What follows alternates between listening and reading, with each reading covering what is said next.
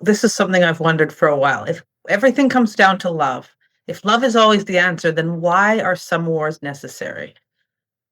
Well, here's what theosophy took. Give you a little history. The time of Atlantis that ended, it sunk about 100,000 years ago, and it'll rise up again in about 800 years. It's coming. I won't be here, I hope. But at that time, the masters and the lords of materiality, there was a tie.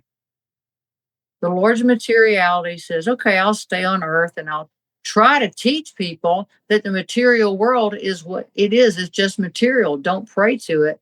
But they got a little loosey goosey with that. The masters said, we're going to go into the mountains of the world.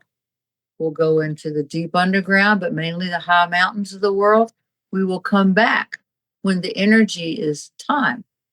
Now, the world teacher, Maitreya, came into the world in 1976. He, in Tibet, where his body still lies, the physical body that he created, it's not really physical, his energy body. He spent 7 years creating a Mahavairupa, which is a physical body that will last thousands of years. He doesn't have a navel. But he created that body and he fulfilled the prophecy that says Christ will come from the clouds. He flew from Tibet to London in an airplane. And it's kind of fun. He lives still in the Asian community in London. Why England? Because they had done very well for many years of all the religions and the nationalities living side by side, not really combining. They live peacefully. So he has a lot of the masters, I think about 60, have now come back into the world. The Master Jesus has been living in Rome under the name of Jesus for 600 years. And there are more. There's Kutumi, there's Moria, there's Ragazzi, but there are about 60 of them, and they worked with humanity. They are specialists.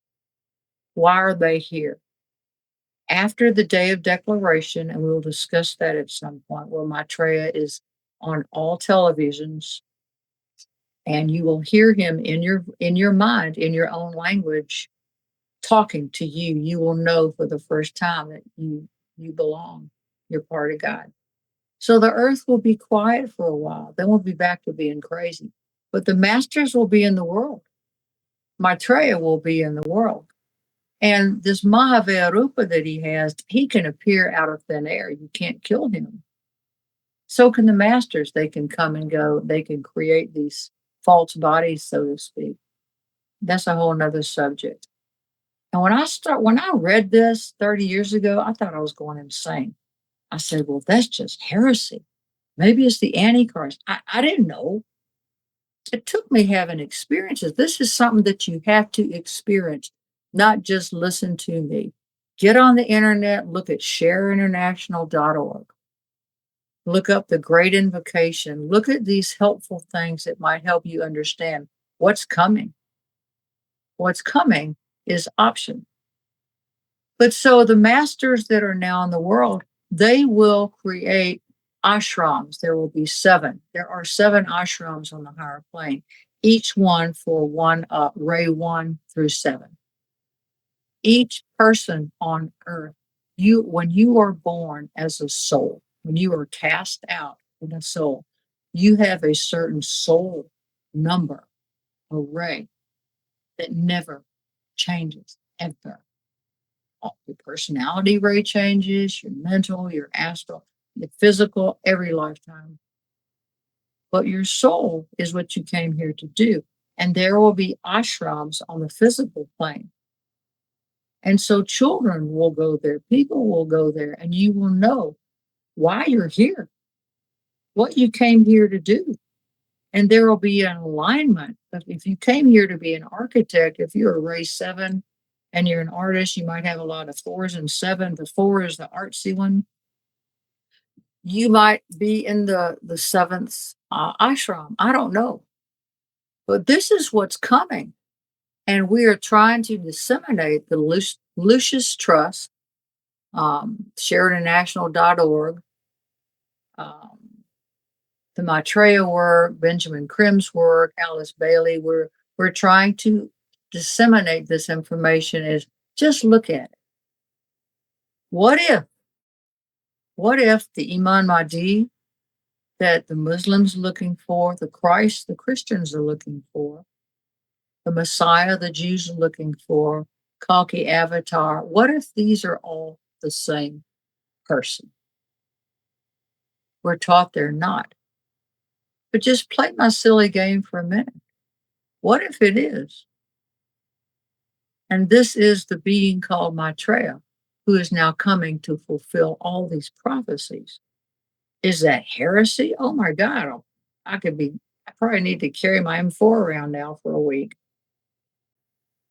But remember, I went through this too. I went through a year of going, this can't be real. It can't be real.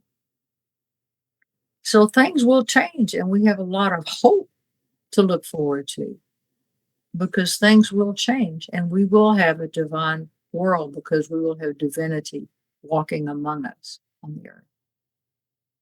It is so hopeful, and it really sounds like a path to peace. It is a path to peace. But see, we have to do it. Nobody's coming here to do that for us. The world's not going to end. You're going to have to pay your rent. Sorry. When So Maitreya is out there with these masters, they're not going to tell you what to do. They'll say, if you do this, this will be the result. If you do that, that'll be the result. You choose. Right now, we're doing a piss poor job because look at the mess. Maitreya was scheduled to come out years ago into the open, but we, the people of this planet, continue to fight in unjust wars. And I was going to talk about the Second World War. Unjust wars and fight and bitch and complain. It's held it off because he can only come forward with us saying we need help. And we will reach a point where the leaders of this world will say, God help me. I don't know what to do.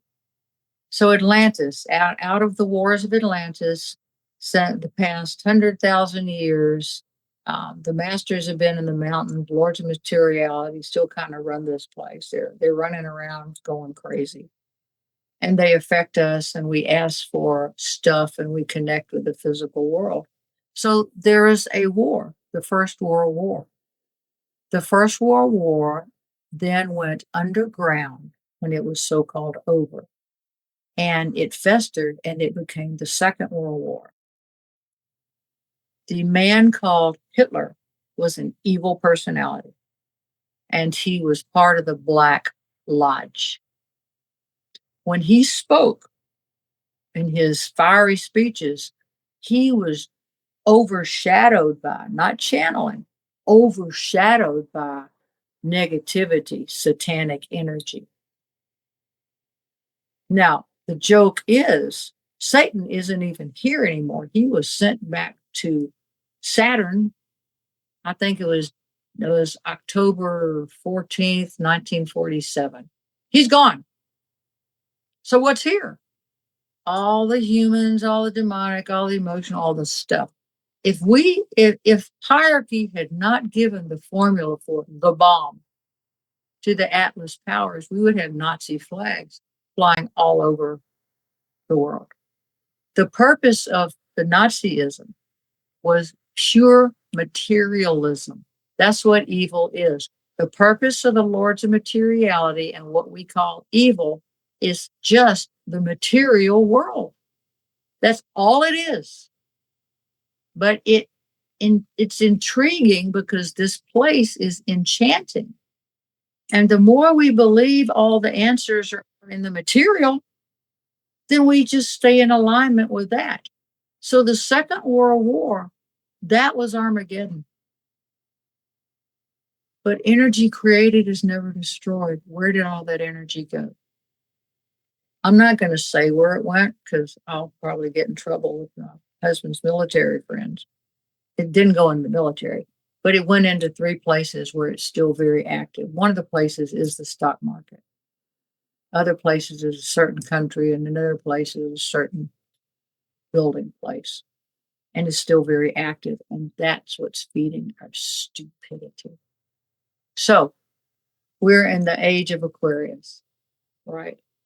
And the age of Aquarius started going out in 27, started coming in. The Piscean age went out 1627. New age started coming in during the Piscean age in 1647. So the next age will be the age of Capricorn, about a little over 2,000 years. By that time, everybody, well, actually, in about 800 years, everybody will have taken at least the first degree initiation. Consciousness will happen. But in 2,000 years, humanity will fight a war with itself and with the material world.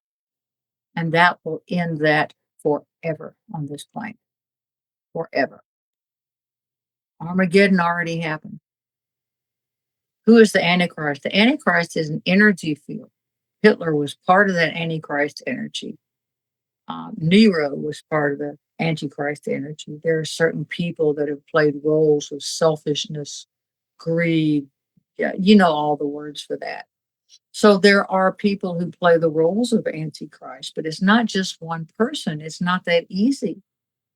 So we really are doing pretty well. We're moving up the scale. So that's a lot. That's a lot of information. That is from Theosophy. That's from the Maitreya teachings. It started with Blavatsky's work. She brought it out from Egypt, and then Blavatsky's went into Alice Bailey's The Blue Books. From Dwight Cool, the master, mediated this to her, not channeled. It wasn't emotional. She mediated it.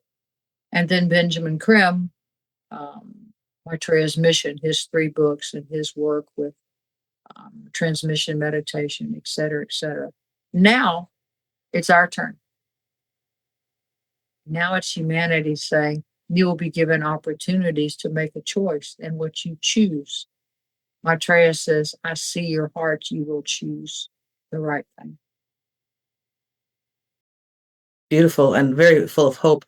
And it makes me think about how everybody that's sitting around waiting for the rapture, for example, they're like just hoping that they don't have to go through it, but they're part of it too, and they have to be part of the evolution.